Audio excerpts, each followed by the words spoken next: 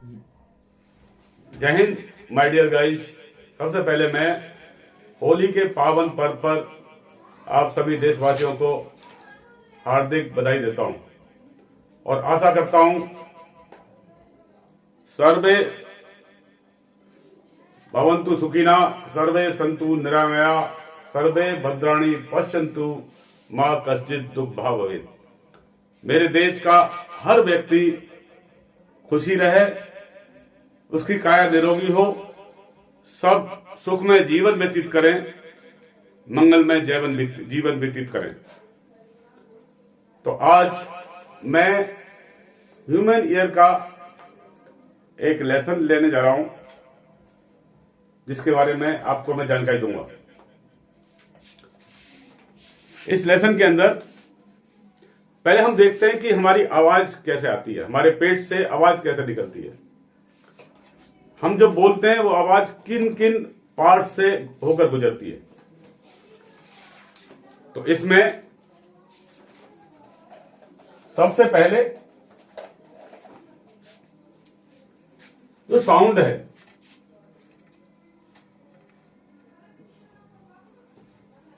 इसको मैं 3 हिस्से में लूंगा।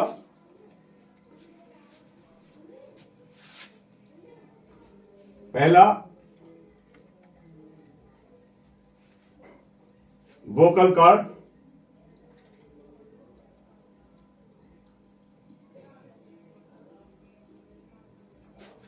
दूसरा रेजोनेटर,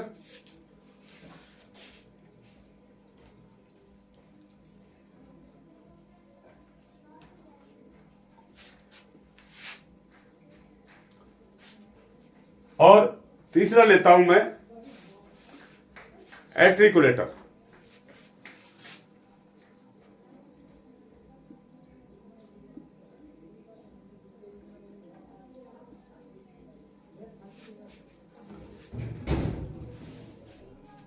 सबसे पहले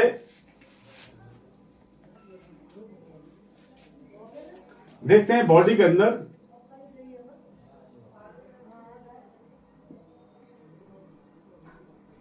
एक थोरेसिक कैविटी होती है, यानी ये कैविटी हमारे जो हमारा वर्टिब्रल कॉलम है, उससे आगे जहां हमारी रिब्स है, रिब्स के स्टर्नम, इसके बीच में हमारा पूरा जो वक्ष स्थल है, यानी जो पूरा हमारा चेस्ट है, वो रखा हुआ है, वो सेटल्ड है। तो इसके अंदर हमारे लंग्स होते हैं, यानी लंग्स जिनका रेस्पॉन्सिबिलिटी है रेस्पिरेशन में मदद करना। जब हम सांस लेते हैं तो लंग्स का काम पड़ता है, यानी लंग्स ये सुकड़ते हैं और फिर फैल जाते हैं, यानी इसमें हवा आती है और हवा बाहर निकलती है। यानी हम, जैसा आप जानते हैं, हम ऑक्सीजन लेते हैं और हमारी प्रक्रिया पूरी होने के बाद हमारे शरीर को पूरी एक्शन होने के बाद जो हमारे सेल्स में इसका जो हमारा ग्लूकोज वगैरह पहुंचता है, जो हमारे मिनरल पहुंचते हैं, उससे जो क्रिया होने के बाद में ग्लूकोज की, उसके बाद मिलता है हमको कार्बन डाइऑक्साइड, और उसको हम बाहर फेंकते हैं। यानी श्वसन से क्या होती है, ये हमारा कार्बन डाइऑक्साइड बाहर जाता है। ये क्रिया चलती रहती है और ये सब हमारे बोलने से, जब हम बोलते हैं, हमारे बोलने पर जो हमारे लंग्स हैं उससे सांस ऊपर नीचे चलता है, जिससे कि लंग्स का जो सांस चलना है आगे चल के हमारा वाइब्रेशन में काम देता है, यानी ऑसिलेशन देता है। तो किसको देता है उसको हम बाद में देखेंगे। तो वो कहां पहुंचती है आवाज हमारी, वो पहुंचती है ट्रेकिया और ब्रंकस में,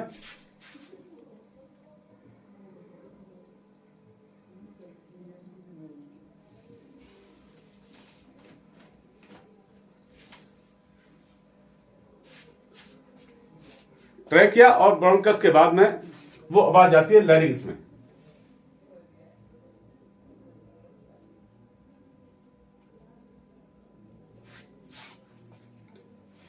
लैरिंग्स के अंदर 2 इलास्टिक टिश्यूज होते हैं, जैसे ही आवाज ये हमारा फेफड़े का आना जाना शुरू होता है, फेफड़े से हवा का आना जाना शुरू होता है, तो उनके अंदर कंपन शुरू हो जाता है। जो टिश्यूज होते हैं उसके अंदर कंपन शुरू हो जाता है, यानी उसके अंदर वाइब्रेशन स्टार्ट हो जाता है। और वाइब्रेशन होने से एक आवाज का रूप लेता है जो कि बाहर निकलता है। यानी लैरिंक्स से ये कहां पहुंचता है? वोकल कॉर्ड में, वोकल कॉर्ड के अंदर। और वोकल कॉर्ड के अंदर क्या होते हैं? दो टिश्यूज होते हैं और ये टिश्यूज एक वाल्व का काम करते हैं। और इनके अंदर क्या होता है? वोकल कॉर्ड के अंदर लगे टिश्यूज के अंदर आपस में वाइब्रेशन शुरू होता है, यानी एक दूसरे को ये थपेड़ना शुरू करते हैं, जिससे कि एक एनर्जी पैदा होती है।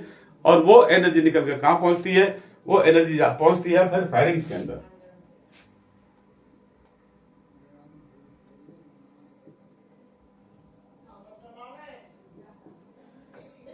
फेरिंग्स से इसका आउटपुट पहुंचता है नेजोफेरिंग्स में।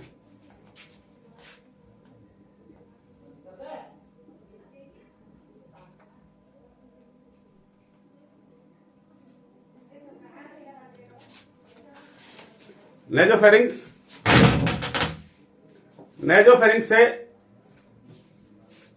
यह पहुंचता है हमारे माउथ के अंदर।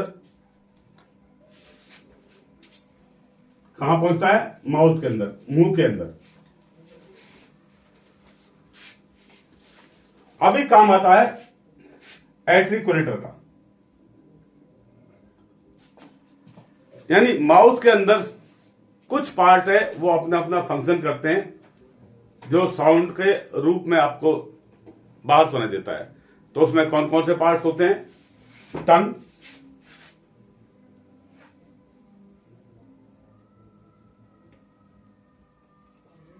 लिप इसमें दोनों ऊपर और नीचे के दोनों लिप ले रहा हूं मैं, दोनों लिप्स होते हैं। इसके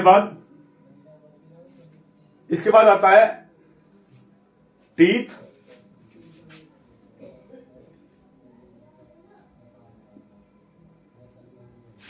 टीथ के साथ में जो ये जबड़े लगे हुए हैं ये भी हमारे बोलने में हेल्प करते हैं। और इसके बाद ये पहुंचता है सिग्नल कहां? सॉफ्ट पैलेट में।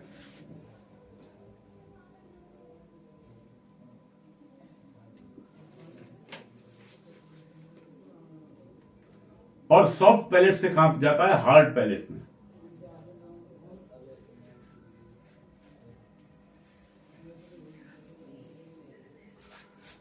और ये ऑडियो हमारे मुंह से बाहर निकल जाता है, और बाहर निकलने के बाद में ये ऑडियो कोई दूसरा सुनेगा तो उसके कान तक जाएगा। इसकी प्रक्रिया हम आगे देखेंगे। तो हम इसके कान तक पहुंचने के बाद ये क्या एक्टिविटीज होती है इसको हम देखेंगे आगे। लेकिन अभी हम कान को लेकर चलते हैं, और कान का फंक्शन यानी ईयर का फंक्शन क्या होता है उसको हम आगे देखेंगे।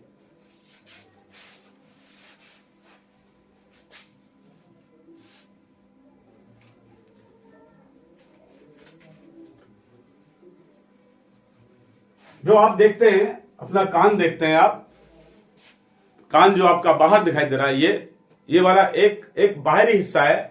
एक थोड़ा सा कान का एक बाहरी हिस्सा दिखाई देता है, इसको हम बोलते हैं आउटर ईयर। कान को 3 हिस्सों में बांटा गया, यानी ईयर को 3 हिस्सों में बांटा गया।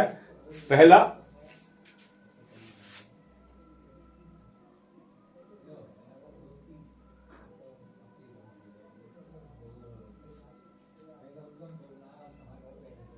आउटर ईयर,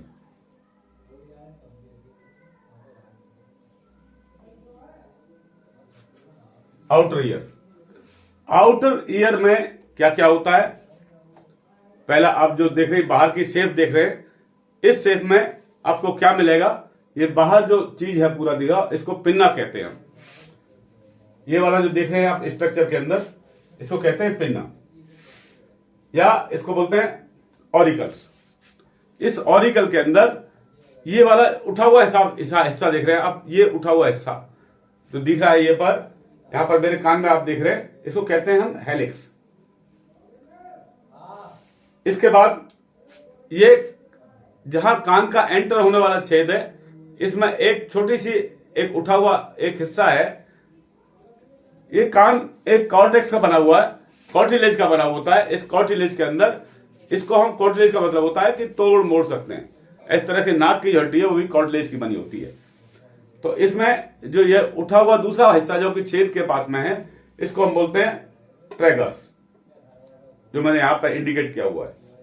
नीचे वाला जो ये देखते हैं लटका हुआ हिस्सा, जिसमें कि औरतें बाली वगैरह पहनती हैं, छेद कराती हैं, इसको हम बोलते हैं लोब्यूल। तो मैं कहना चाहूं कि कान का पहला हिस्सा क्या हो गया? ऑरिकल। आउटर वाले का क्या हो गया? ऑरिकल।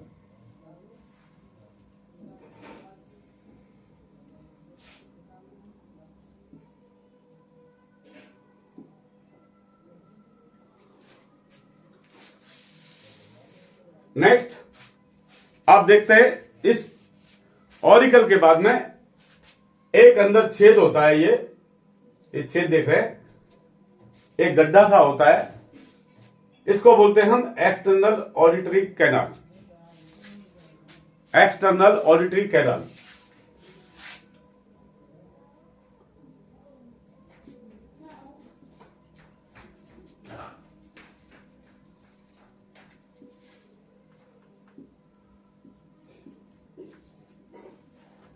External auditory canal. इसके बाद तीसरा हिस्सा होता है, इसको हम कहते हैं, ये लगा हुआ हिस्सा देख रहे हैं आप, इसको बोलते हैं हम ईयर ड्रम, टिम्पैनिक मेम्ब्रेन, या इसको कहते हैं टिम्पेनियम। तो मैं ईयर ड्रम लिख देता हूं।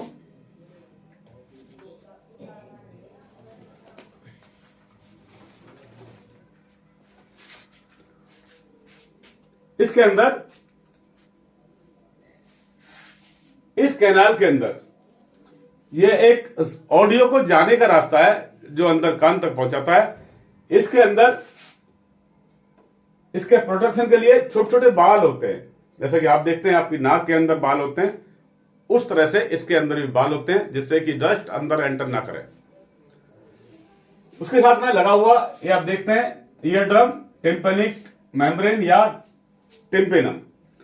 एक झिल्ली होती है, यानी एक मेम्ब्रेन होती है, ये चढ़ी होती है, और ये एक डायफ्राम का काम करती है।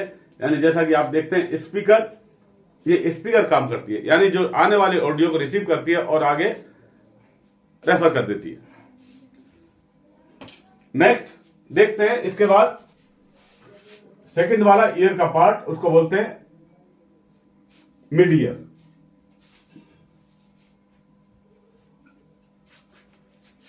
मिड ईयर के अंदर ये वाला पोर्शन मिड ईयर है, जहां मैं अपना पेन घुमा रहा हूं।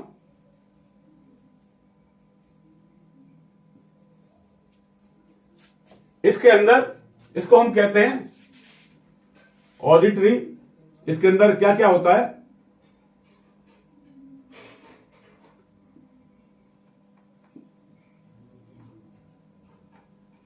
ऑडिटरी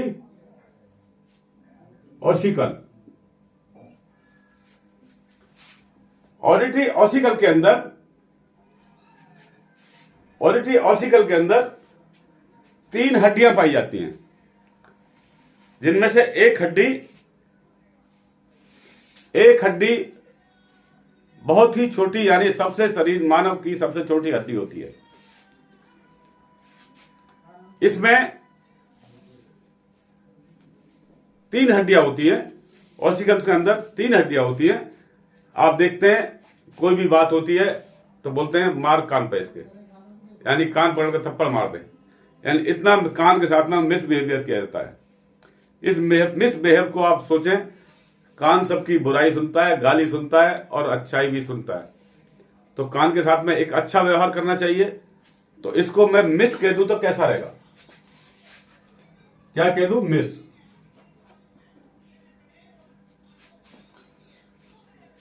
तो जो पहली हड्डी होती है उसको बोलते हैं हम मैलस।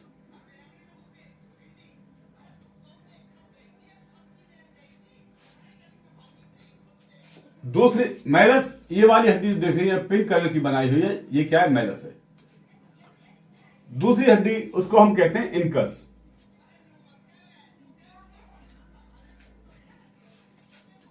जो कि ये तकरीबन जस्ट ग्रीन कलर में बनाई हुई है, इसे कहते हैं हम इनकस। इसमें तीसरी हड्डी होती है, ये देख रहे हैं आप जो ब्लू कलर में है, इसको बोलते हैं स्टेपेज।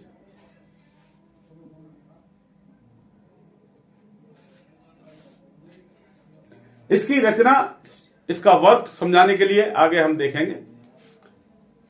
इसके बाद तीसरा कान का हिस्सा होता है, उसको कहते हैं हम इनर ईयर।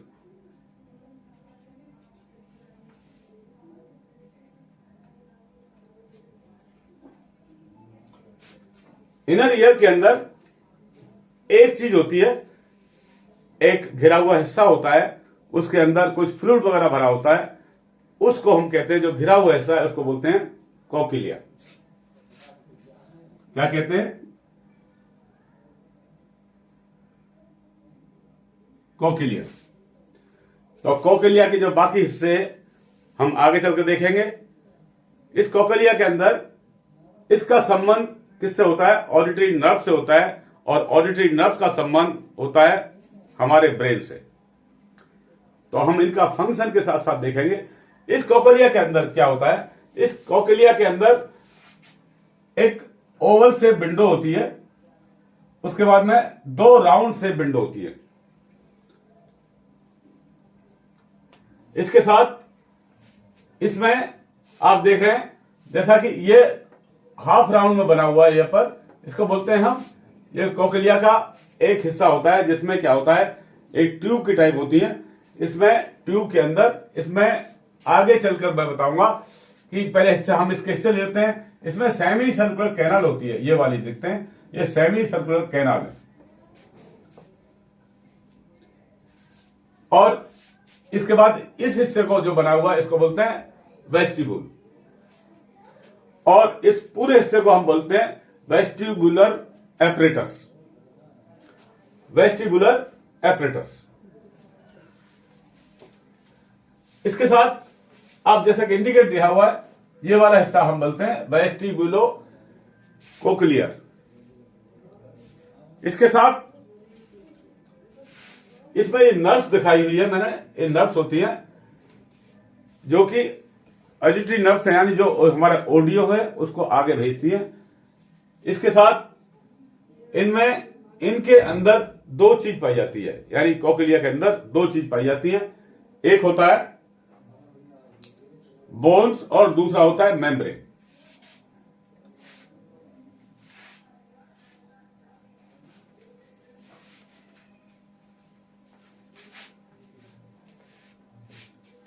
यानी बोन और दूसरा होता है मेम्ब्रेन।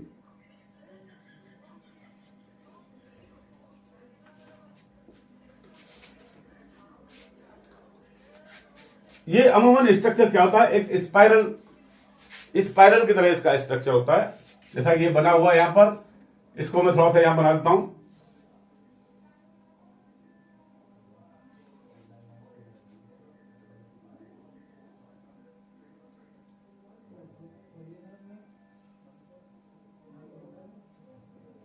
तो ये बोन है, इस बोन के अंदर भी फ्लूइड होता है, और ये अंदर जो खाली जगह दिख रहे हैं ये मेम्ब्रेन है, इसके अंदर भी फ्लूइड होता है।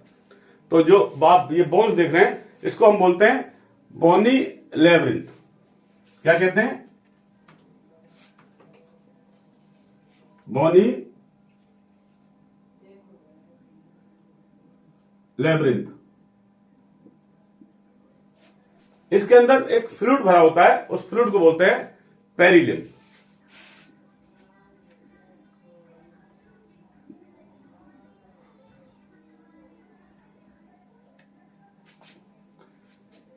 ये जो मेम्ब्रेन देख रहे हैं आप, मेम्ब्रेन के अंदर, इसको हम कहते हैं मेम्ब्रेनस लेब्रिंथ।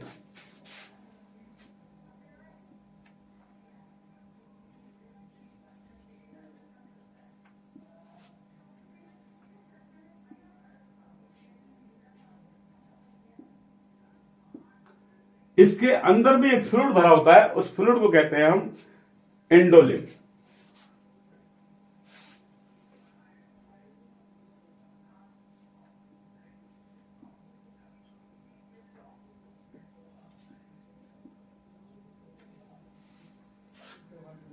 बस इतना चीज होती है।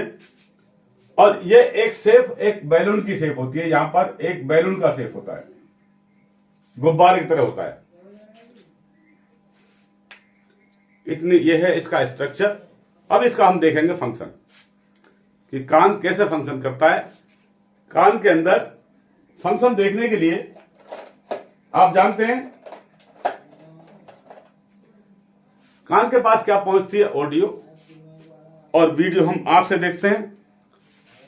ऑडियो जो हमारी ऑडियो फ्रिक्वेंसी है वो कैसी है, लॉन्गिट्यूडनल फ्रिक्वेंसी है। यानी साउंड वेव्स कैसी होती है, लॉन्गिट्यूडनल वेव्स है। और लॉन्गिट्यूडनल वेव्स कैसे चलती है, इस तरह से मूवमेंट करती है।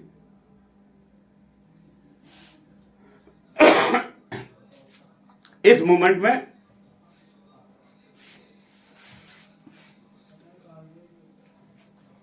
जब ये वेव चल रही है तो इसकी कोई फ्रिक्वेंसी भी होगी, कोई वेवलेंथ भी होगी, कोई एम्पलीट्यूड भी होगा और इसका कोई टाइम पीरियड भी होगा। ये सब डिपेंड करता है कि वो जो वेव्स है वो किसके अंदर से गुजर रही हैं। यानी क्या एयर से गुजर रही हैं, क्या वो किसी लिक्विड से गुजर रही हैं, क्या वो किसी सॉलिड से गुजर रही है। तो इस वेव की जो वेलोसिटी है वो डिपेंड करती है सॉलिड, लिक्विड और गैस के ऊपर। और उसमें भी सॉलिड कौन सा है, लिक्विड कौन सा है और गैसेस कौन सी है। यानी नॉर्मल आप देखते हैं जैसे वातावरण है उसके अंदर तो सारी गैस हैं उससे निकलती हैं। जो वातावरण के अंदर जो गैसेज हैं, नाइट्रोजन है, कार्बन डाइऑक्साइड है, इस तरह से जो वाटर वेपर्स है, ये सब जो गैस है उनके बीच से गुजरती है। हमारी आवाज उसके बीच से जाती है। लेकिन यदि हम पर्टिकुलर किसी गैस से गुजर जाए तो इसकी वेलोसिटी में फर्क पड़ जाता है। इसी तरह से यदि पानी से इसको गुजारा जाए ऑडियो को, तो पानी के अंदर इसकी वेलोसिटी कुछ अलग होगी और डिस्टिल वाटर से गुजारा जाए तो कुछ अलग होगी। यदि लिक्विड में कोई फर्क डाला जाए तो वेलोसिटी में कुछ अलग फर्क होगा। यदि ठोस के अंदर, ये चीज मैं आगे पढ़ाऊंगा, साउंड के चैप्टर में पढ़ाऊंगा, ठीक है, इसको यहीं तक सीमित रहने देते हैं। तो अभी हम देखेंगे कि वेव्स जो मैं इधर मुंह से बोल रहा था तो आपके कान तक कैसे पहुंचती है। अभी आप मेरे को देख रहे हैं कहां पर, यूट्यूब पर, यानी आप अपने मोबाइल पे देख रहे हैं। तो इसका पहुंचने का मीडियम कुछ अलग है, लेकिन जो मेरे पास बैठे हुए हैं वहां तक पहुंचने का माध्यम कुछ अलग है, यानी मीडियम कुछ अलग है। यानी मैं यहां से बोल रहा हूं, आपके पास मेरी आवाज जा रही है, मेरा वीडियो भी जा रहा है। अब देखते हैं कि नॉर्मल जो वेलोसिटी है, नॉर्मल जो स्पीड है साउंड की, क्या है, 342 अप्रोक्स 43। यानी अलग अलग, जैसे बताया कि हर मीडियम में अलग इसकी वेलोसिटी होती है। तो अप्रोक्स में 342 मान लेता हूं, लेकिन 330 लिखा करते हैं, 330 मीटर पर सेकेंड। ये स्पीड किसकी है, आपकी साउंड की, यानी हमारे ऑडियो की। और जो हम देख रहे हैं आंखों से, ये क्या है, वीडियो। और वीडियो डिपेंड करता है आरएफ एनर्जी के ऊपर, यानी इलेक्ट्रोमैग्नेटिक एनर्जी के ऊपर। इसकी स्पीड क्या है, 3 × 10⁸ मीटर पर सेकेंड। 3 × 8 मीटर पर सेकेंड। तो आप देख रहे हैं, क्योंकि हमको जो हम बोल रहे हैं वो आपको सुनाई भी दे रही है और आपको दिखाई भी दे रहा है। यानी दोनों का सामंजस्य क्या है, एक साथ है। जो मैं बोल रहा हूं आपके पास मेरी आवाज भी जा रही है और मेरी एक्टिविटीज भी आपको दिखाई दे रही है, वीडियो से एक्टिविटीज दिखाई दे रही है। तो इसको देखने के लिए यानी दोनों एक साथ जा रही है। तो यह कैसे पॉसिबल हो सकता है, जबकि इसकी स्पीड में काफी ज्यादा फर्क है। ये सब चीज देखने के लिए ऐसा मालूम पड़ता है कि ये आसानी से हो जाएगा। लेकिन इसमें क्या है, ये जो आरएफ एनर्जी है, यानी इलेक्ट्रोमैग्नेटिक वेव्स हैं, उसका जो फ्रिक्वेंसी है बहुत ज्यादा होती है। जैसा कि कितना, 3 × 10⁸ मीटर पर सेकेंड। यानी जो आरएफ एनर्जी निकल रही है उसकी स्पीड क्या है, उसकी जो फ्रिक्वेंसी है बहुत ज्यादा है। यह है ईएम वेव्स।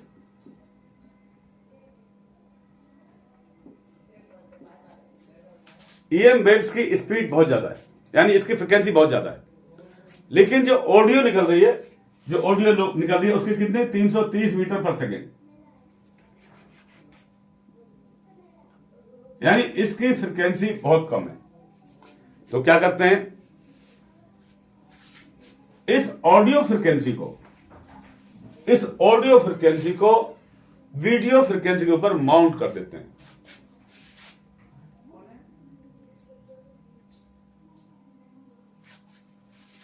और ऐसा मिक्सअप करते हैं कि ये इसमें मर्ज हो जाती है ईएम वेव्स के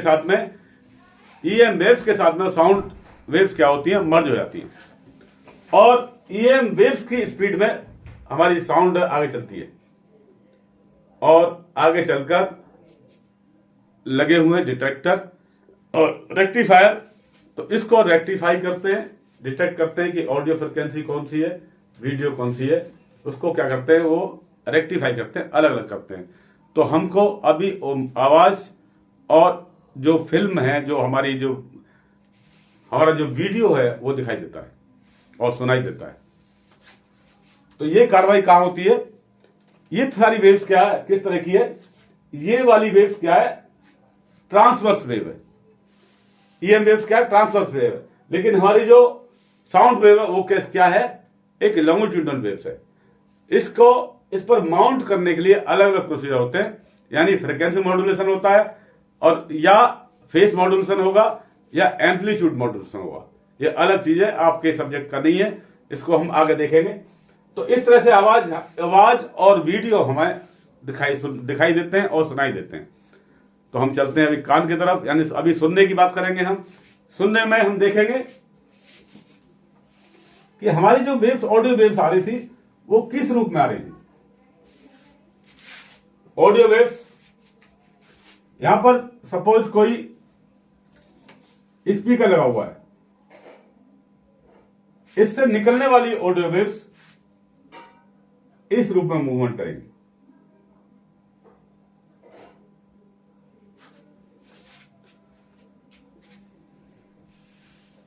यानी जब मैं बोल रहा हूं वो चारों तरफ फैल रही है, यानी एक ही डायरेक्शन नहीं जा रही है बात, ये चारों तरफ सुनाई दे रही है। जो मेरे बैठे हुए हैं आमने सामने सराउंडेड, अब बात सुनाई दे रही है। तो ये इस तरह से आप मान लो इसको एक ही साइड का लें, यहां पर बैठा हुआ कोई मेरी बात सुन रहा है, तो उस साइड में क्या वेव्स जा रही हैं, और वेव्स जाने में इसमें क्या होता है,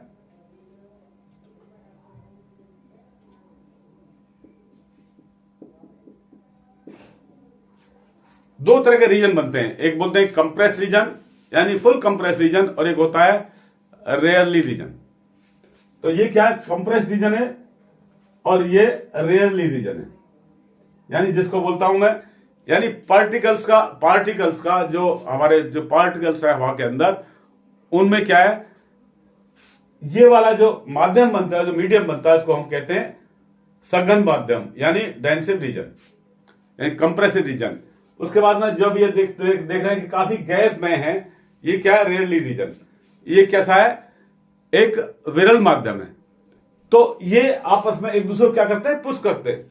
यानी ये हमारी ऑडियो जैसा वाइब्रेशन होता है। इससे मैं इसके बाद बताऊंगा आपको ऑसिलेटर के अंदर एक थोड़ा सा पूरा चैप्टर एक काफी लंबा है। मैं सिर्फ इतना बताना चाहता हूं, जैसे कि यहां से ये मूवमेंट करती है तो अगले पार्टिकल्स को पुश कर देती है, और ये मूव नहीं करती, ये जो पार्टिकल्स ये मूव नहीं करते, आगे वाले पुश करते हैं, आगे वाले पुश करता है, आगे वाला पुश करता है, और लास्ट में पुश होने के बाद में कहां पहुंचता है, अभी हम पहुंचते हैं कान की तरफ। कान में देखिए सेम चीज यहां पर आ गई।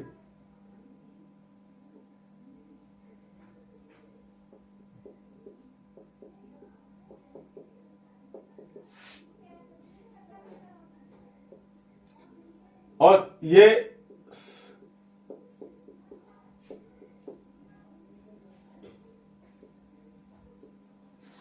हम हमारे कान की जो कर्ण गुहा में एंटर कर जाती है, यानी एक्सटर्नल ऑडिटरी कैनाल में ये वेव्स घुस जाती हैं। घुसने के बाद आप देखते हैं कि इनको एक रास्ता मिलता है, किस चीज का, ऑडिटरी कैनाल्स का।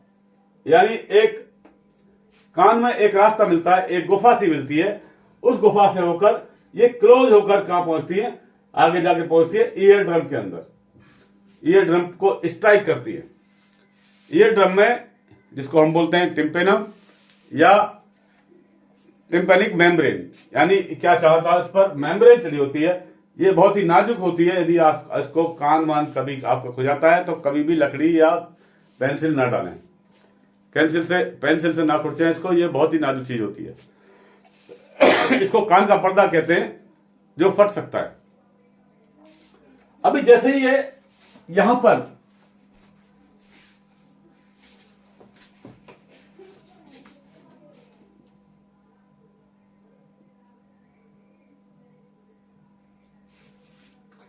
यानी इन वेव्स के अंदर क्या होता है, कंप्रेस और एक्सपेंड होता है, यानी फैल जाती हैं और इस बार कंप्रेस हो जाती हैं। तो जैसे ये पोर्शन आता है, देख रहे हैं आप, क्या ये फुली कंप्रेस है। ये पोर्शन जब इस पर स्ट्राइक करता है एयर ड्रम के ऊपर, तो ये एयर ड्रम क्या है, एक तरह का स्पीकर की तरह है। आप कभी स्पीकर में जब चल रहा है आपका घर में, कोई आपने लगा बुफर लगा हुआ, तो उस पर हाथ रख के देखें आप, जब ऑन करते हैं, आवाज फुल करते हैं, तो उसमें इस तरह से वाइब्रेशन होता है, यानी ऑसिलेशन स्टार्ट हो जाता है। वाइब्रेशन स्टार्ट होने से क्या होता है, आपको आवाज सुनाई देती है, यानी ये क्या हुआ, एक एनर्जी पैदा कर रहा है, एक मूवमेंट पैदा कर रहा है। तो ये कहां किसको दबाता है, इस ईयर ड्रम को दबाता है, यानी इसको जो इस टेम्पेनिक मेम्ब्रेन है इसको प्रेस करता है। इसको प्रेस करने से मेम्ब्रेन आगे को धक्का मारती है, और आगे धक्का मारने के बाद में फिर कहां पहुंचता है, ये ऑडिटरी ऑसिकल्स के पास। जैसे इस ऑसिकल में बताया था मैंने, क्या 3 हड्डियां होती हैं, कौन कौन सी, मेलस, इंकस और स्टेपेज। तो इसको हम देखते हैं। अभी इसकी रचना देखने के लिए मैं आपको दूसरा चीज बनाता हूं, इनका फंक्शन किस तरह से हड्डियां काम करती हैं उसको देखते हैं हम। इसको देखने के लिए आप देखिए, एक हथौड़ा टाइप का है,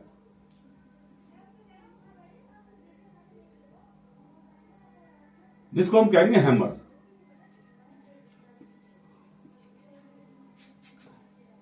ये वाली जो पहली मेलस है, ये एक हथौड़ा टाइप की होती है, और इससे जुड़ा हुआ होता है ये वाला हिस्सा, जिसको बोलते हैं हम इनकस। और ये इनकस कैसा होता है,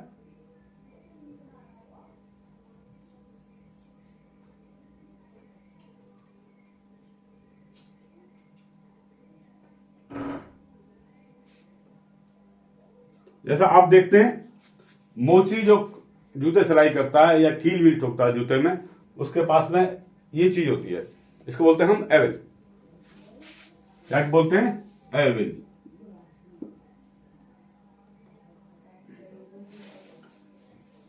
तो ये जो हैमर है, एनविल, सॉरी एनविल, एनविल इस एनविल पर ये हैमर चोट मारता है। हैमर एनविल पर चोट मारता है। चोट मारने की वजह से यहां पर चोट मारेगा तो ये हिस्सा ऊपर उठ जाएगा, और इस हिस्से के साथ में लगा हुआ है तुम्हारा जो तीसरा स्टेज है, हड्डी कौन सी है, स्टेपेज। तो स्टेपेज 21 रचना की होती है। स्टेपेज होती है आपकी, इसका स्ट्रक्चर इस तरह से होता है,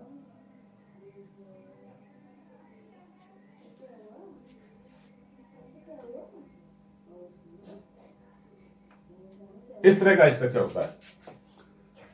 तो ये जो पोर्शन है, ये क्या करता है, इसको जो स्टेपेज है इसको धक्का देता है, यानी उठा देता है।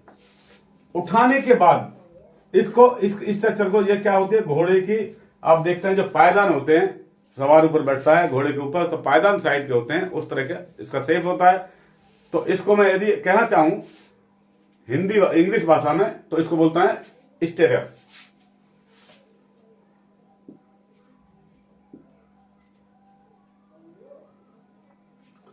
स्टेरअप। तो ये इसको पुश करता है, और पुश करने के बाद इसमें मूवमेंट आ जाता है। ये काफी हड्डी, क्या ये इनको काफी छोटी जगह है, जैसा कि यहां से प्रेशर आता है, प्रेशर आने के बाद इस प्रेशर को हम यदि छोटी ट्यूब से घुसाते हैं तो इसमें क्या हो जाएगी, फोर्स बहुत ज्यादा हो जाएगी। फोर्स ज्यादा होने का मतलब है कि यह जो तीनों हड्डियां हैं, जो ऑडियो आ रहा है उसको एम्पलीफाई कर देती हैं, ये 20% ऑडियो को एम्पलीफाई कर देती है। 20% ऑडियो को एम्पलीफाई कर देती है। एम्पलीफाई करने के बाद ये कहां टक्कर मारती है? ओवल विंडो के ऊपर। कहां टक्कर मारती है? ओवल विंडो के ऊपर। ओवल विंडो से एक इसका जो कॉकलिया है, कॉकलिया का एक शेप जो कि गुब्बारे के तरह होता है, यानी बैलून की टाइप का होता है, उसको ये प्रेस करती है। इसके साथ में ये राउंड विंडो, आप 2 राउंड विंडो होती है, जिसका जो कि मिड ईयर और इनर ईयर से कनेक्टेड होती है। यह जैसे मारेगा, इससे एक हवा आएगी और फिर इसको क्या करेगी? फिर कंप्रेस कर देगी। यानी यह कंपन में मदद करती है, यानी जो उसका वाइब्रेशन है उसमें मदद करती है। कौन मदद करता है? Round window. जैसे ही इस ओवल विंडो ने इस बैलून को प्रेस किया, प्रेस करने के बाद में इसका प्रेस करने से जो ये कोक्लिया में लगा हुआ है बोनी लेब्रिंथ और मेम्ब्रेनस लेब्रिंथ के अंदर जो फ्लूइड है, बोनी लेब्रिंथ में कौन सा फ्लूइड है? पेरिलिम्फ। और मेम्ब्रेनस लेब्रिंथ के अंदर कौन सा फ्लूइड है? इंडोलिम्फ। इनमें मूवमेंट मिलता है, यानी ये इसमें प्रेशर बन जाता है। प्रेशर बनने के बाद में ये क्या होगा? फ्लूइड आगे बढ़ जाएगा और ये फ्लूइड आगे बढ़कर कहां पहुंचता है? वेस्टिब्युलर कोक्लियर में, यानी ऑडिटरी नर्व्स के अंदर। ऑडिटरी नर्व्स से ये आगे बढ़ जाता है कहां? ब्रेन के लिए। ये ऑडिटरी नर्व्स एक इलेक्ट्रोमैग्नेटिक पल्स पैदा करती हैं, एक एनर्जी पैदा करती हैं, जिससे क्या होता है? यानी एक ईएम वेव्स पैदा करती हैं, एक ईएम इंपल्सेस पैदा करती हैं, और ईएम पल्सेस कहां पहुंचती हैं? ब्रेन के अंदर। और ब्रेन उसको क्या करता है? डिटेक्ट करता है और फाइंड आउट करता है ये किसकी आवाज है, कौन बोल रहा है। आवाज लड़की की है या लड़के की है, ये डिपेंड किस पे करेगा? फ्रीक्वेंसी के ऊपर। और फ्रीक्वेंसी, एम्पलीट्यूड और इसके बाद मैं वेवलेंथ वगैरह मैं अगले चैप्टर में पढ़ाऊंगा। तो ये सारी क्रिया थी इसकी। और यानी आपको आवाज जो माइंड में पहुंचने के बाद में जो ब्रेन है वो उसको रेक्टिफाई करके बताता है कि इसकी आवाज आ रही है, फला आदमी बोल रहा है और ये कह रहा है। इसका काम है इसको एसेस करना, यानी जो आ रही है साउंड उसको एसेस करना, बताता है कि ये ऐसा कह रहा है, तुम्हें गाली दे रहा है या तुम्हें शाबाशी दे रहा है, क्या कहना चाहता है। तो ये सब क्रिया थी इसकी, यानी ईयर का जो बनावट, यानी स्ट्रक्चर और उसके फंक्शन। तो मुझे उम्मीद है कि आप ठीक तरह समझ चुके होंगे। फिर मैं एक बार रिवाइज कर देता हूं। यानी आने वाले ऑडियो में क्या होता है? आने वाली ऑडियो में 2 मीडियम्स है उसमें क्या होते हैं? 2 तरह का सामान्य बस होता है, यानी 2 तरह का क्या कॉम्बिनेशन होता है, जिसके अंदर क्या होता है? वेव्स कंप्रेस्ड होती हैं और एक्सपेंड होती है इसके अंदर। यानी एक सघन माध्यम होता है और दूसरा विरल माध्यम होता है। यानी एक क्या होता है? कंप्रेसिव वेव्स होती है, एक रेयरली कंप्रेस होती है। और ये कहां से घुसती है? हमारे ईयर ड्रम के अंदर, ईयर ड्रम के ऊपर पहुंचती है। और कहां से निकलती है? एक कैनाल से, एक गुहा से जो कान के अंदर गड्ढा है, इससे निकलती है, जिसको हम बोलते हैं क्या? External auditory canal. और स्ट्राइक करती है कहां पर? ईयर ड्रम के ऊपर, यानी टिम्पेनियम के ऊपर।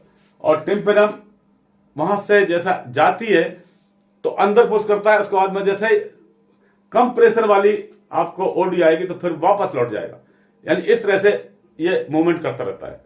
और इस मूवमेंट से जो आगे वाला हिस्सा रखा है, मिड आई का जो हिस्सा है, मिड आई के हिस्से में ये मूवमेंट जो ऑसिकल्स है, ऑसिकल्स में लगी हुई 3 हड्डियां वो मूवमेंट कर दी हैं। और वो मूवमेंट करने वाली लास्ट वाली हड्डी है जिसको हम कहते हैं स्टेपेज। और स्टेपेज क्या है? सब मानव शरीर की सबसे छोटी हड्डी है और वो स्ट्राइक करती है किस पर? राउंड विंडो पर। और राउंड विंडो किसको दबाता है? एक आगे लगा हुआ जो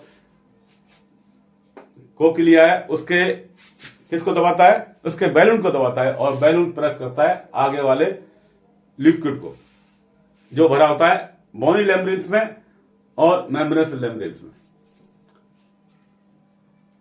और ये फ्लूइड प्रेशर के साथ में एक कनेक्टेड होता है ऑडिटरी नर्व्स के साथ में। ऑडिटरी नर्व्स एक इलेक्ट्रिकल इंपल्सेस के रूप में दिमाग को भेजती हैं और दिमाग इसको क्या करता है, रेक्टिफाई करता है और डिक्टेट करता है कि ये फला चीज है। ये था कान का स्ट्रक्चर यानी ईयर का स्ट्रक्चर और फंक्शन। मुझे आशा है कि आप ठीक तरह समझ चुके होंगे और अगला वीडियो मेरा होगा साउंड के ऊपर यानी ध्वनि के ऊपर। तब तक के लिए नमस्कार, जय हिंद।